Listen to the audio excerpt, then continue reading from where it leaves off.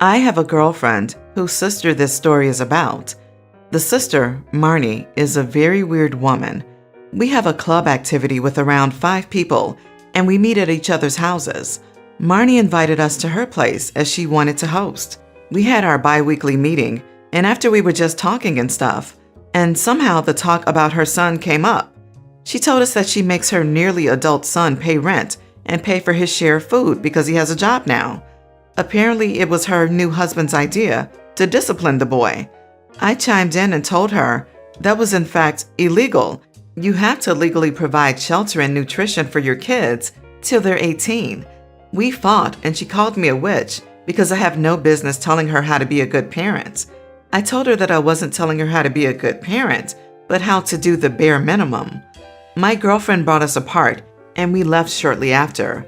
I asked her if she was aware of it, and she said yes, but she didn't know how much the boy was paying, which, by the way, is more than 200 euros.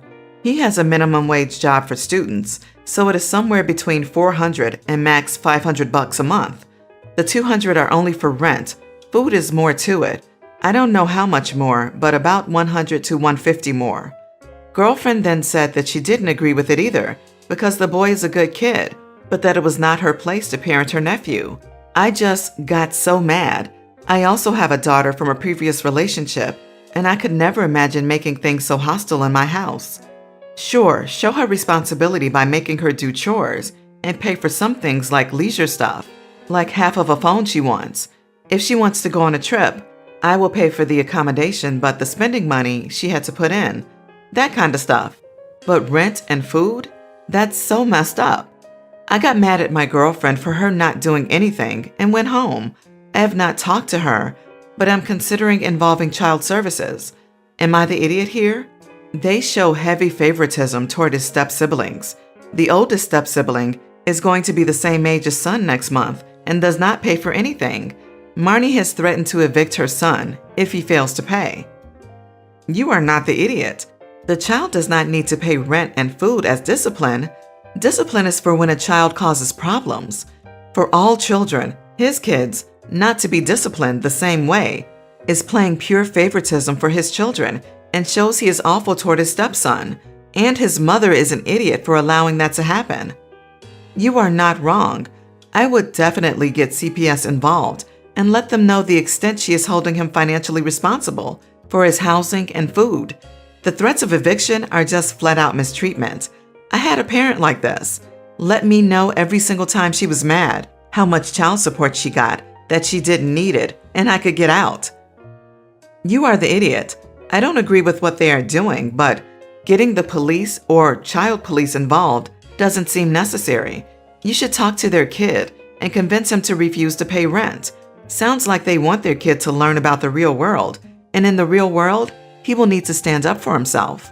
Stay out of it. Do not call CPS. It's really not your place.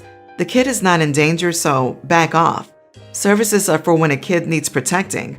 Also, you have no idea how the kid feels about it. You are not the idiot at all.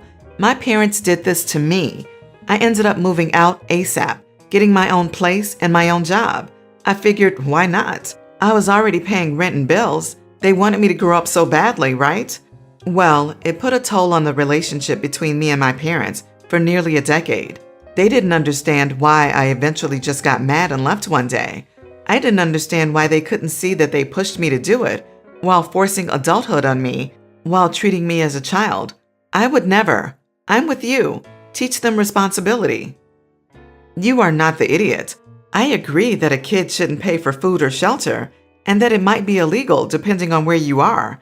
That said, I don't know if child services would actually do anything about it, and it will likely cause drama that may be traced back to you. I recently lost pregnancy at 12 weeks. The pregnancy was unplanned, but my husband and I were planning on keeping it as we are both financially secure enough to have a child. My husband was disappointed, but his mom is devastated. She has been inconsolable and has called me multiple times crying.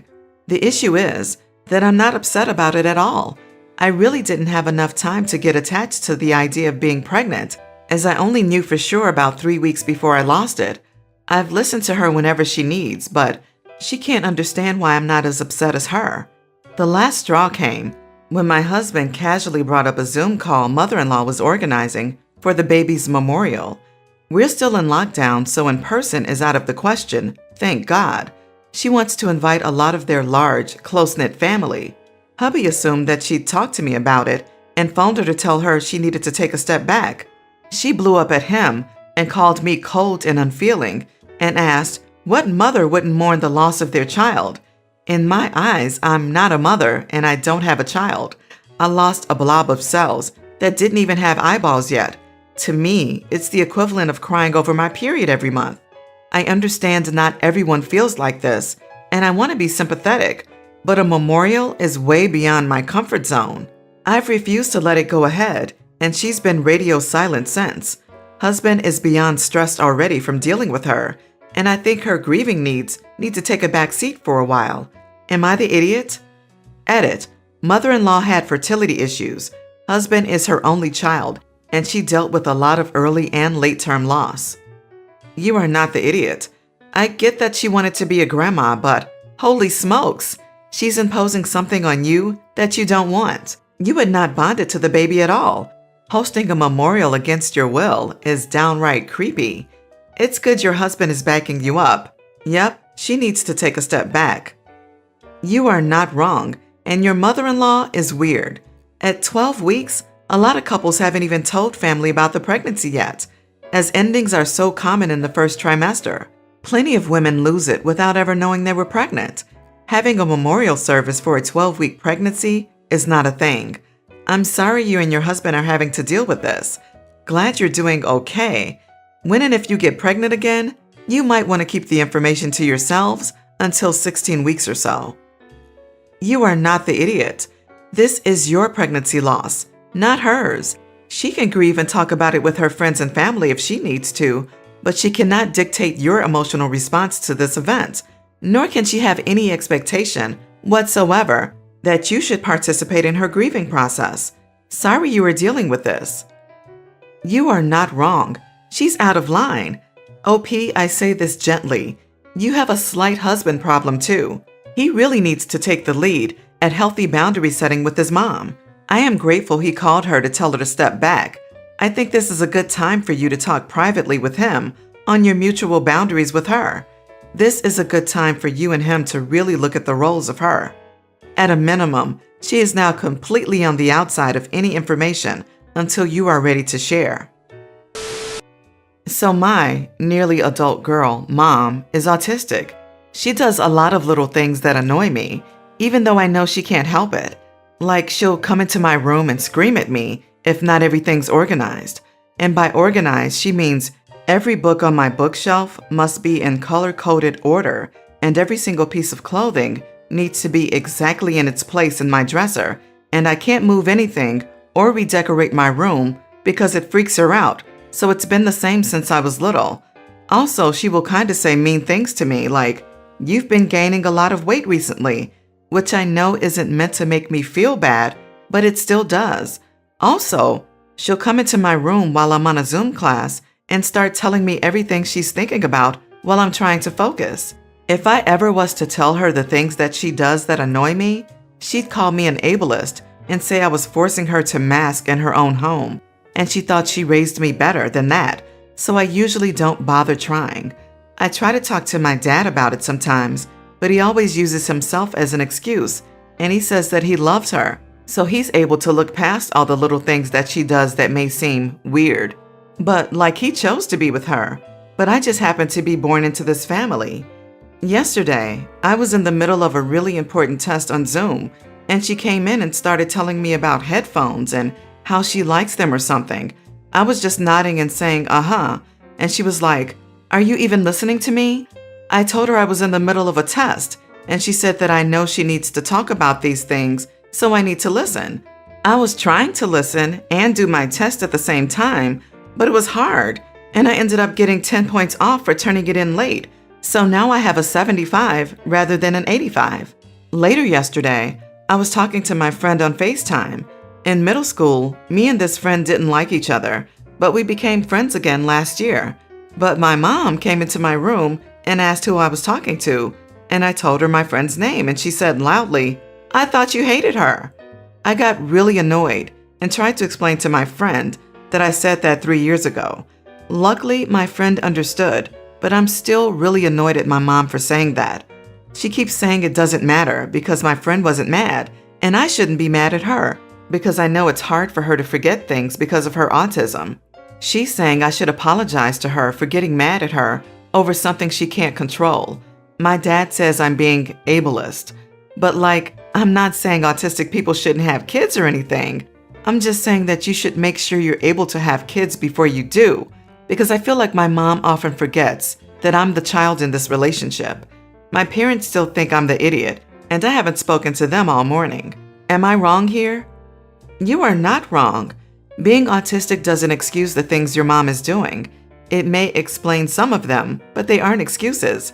Your mom is an adult, and I'm assuming she's known about her autism for a long time. It is her responsibility to handle her behavior, and if she can't, she needs to speak to a professional who can help her. I'm autistic. I would never behave like your mom does. Your mom is an idiot, and so is your dad. He's looking past her quirks and ignoring the fact that she's mistreating you. Shouting at you for not having your bookshelf in order? Not okay. Sabotaging your test? Not okay.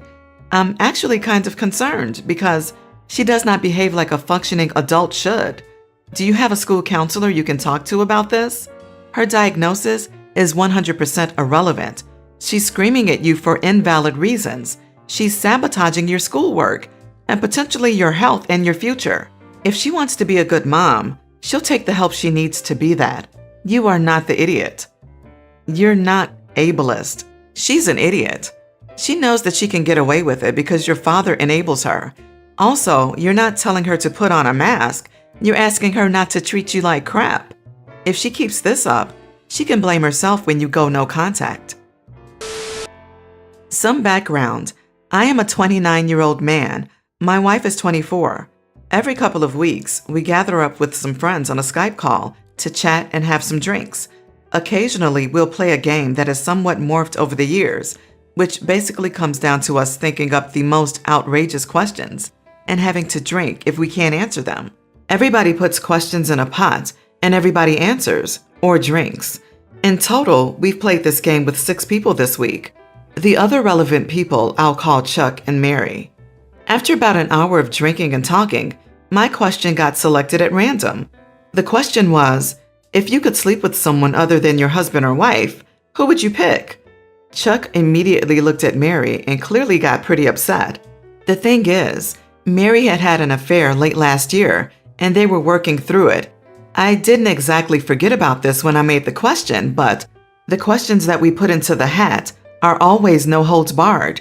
We've had, have you ever had an STI? To, have you ever paid for intimacy? As questions. Mary awkwardly chose to drink when it was her turn, and soon after it, they made a lame excuse and logged off. Apparently, my question picked at a scab that had not fully healed. Later that night, Chuck sent me a really nasty message, blaming me for the fight. I said it more looked like Mary's fault, considering she was the one who planted the landmine that we all have to consider now, and they're both really angry at me. My wife is super non-confrontational, so I'm afraid that she's just agreeing with me to avoid what she's afraid may be an argument. I'd like a more neutral perspective. Considering the context, did I push it too far? You are so wrong. Context matters. You knew their situation, and you absolutely knew that this question may make them uncomfortable and cause an argument or other similar outcomes. You chose to do that anyway. That absolutely makes you an idiot. You are the idiot.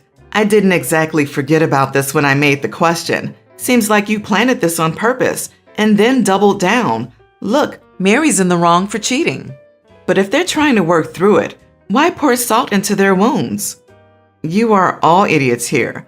The question really isn't super inappropriate given the context of other questions asked, but knowing a previous affair, maybe the question could have been worded better, i.e., what celebrity would you XYZ, etc., to make it a little less realistic.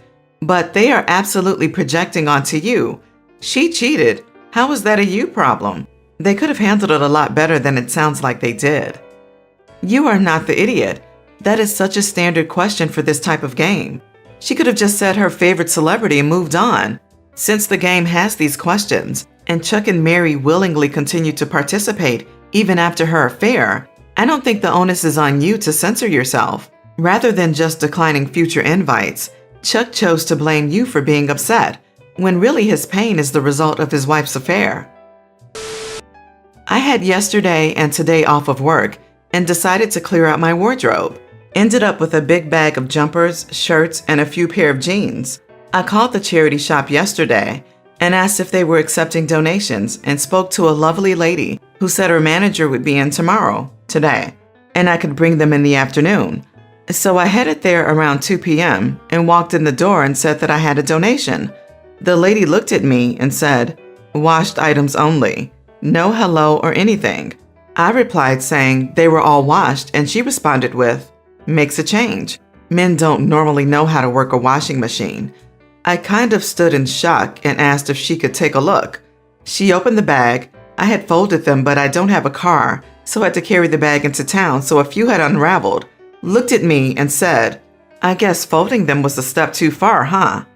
At this point, I got ticked off and just said, "You know what? Leave it. I'm taking them home with me." She mentioned that it's not her working day, but came in especially for me and asked why I had wasted her time. I replied stating that had she not been so rude, it wouldn't have been a waste of time. So now I've got a big bag of clothes here I'm not sure what to do with.